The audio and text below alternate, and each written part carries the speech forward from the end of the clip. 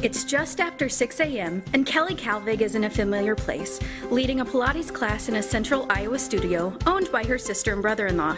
Each weekday, Kelly tries to provide motivation for her clients to achieve their fitness goals, keenly aware that her own level of fitness is scrutinized by her clientele. After all, no one trusts a skinny cook or an overweight fitness instructor.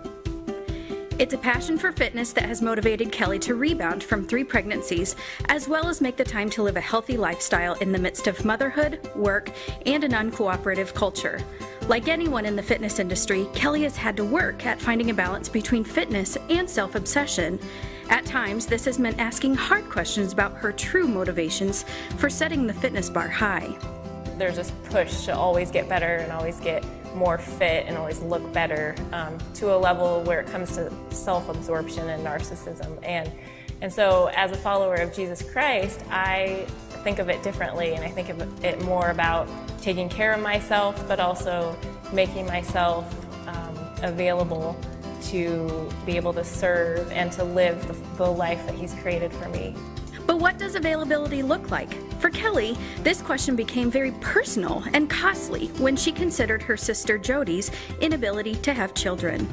We went through quite a lot, from starting out just trying everything naturally to then getting referred to different doctors and specialists. And I was, fairly healthy and got even healthier through this process and learned a whole lot. So the issue wasn't really that I couldn't get pregnant, but more of an implantation failure.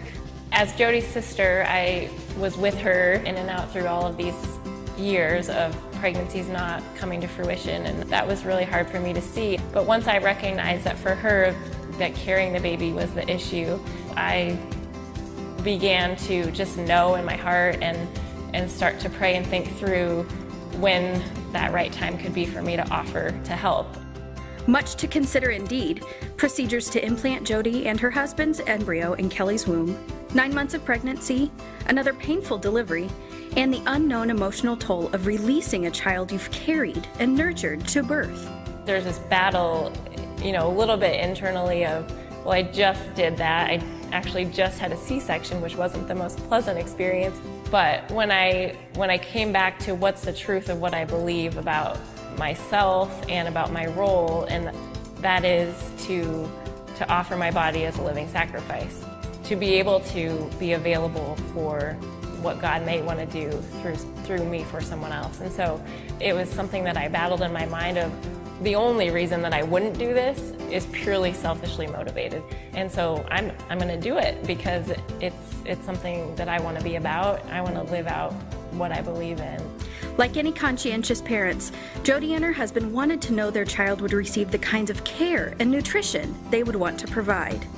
That is so comforting for me, especially as a holistic health coach, to know that she's putting the right things in her body, she's doing everything possible for herself and for the baby, and it makes me smile because there's no one else that I would feel more comfortable with.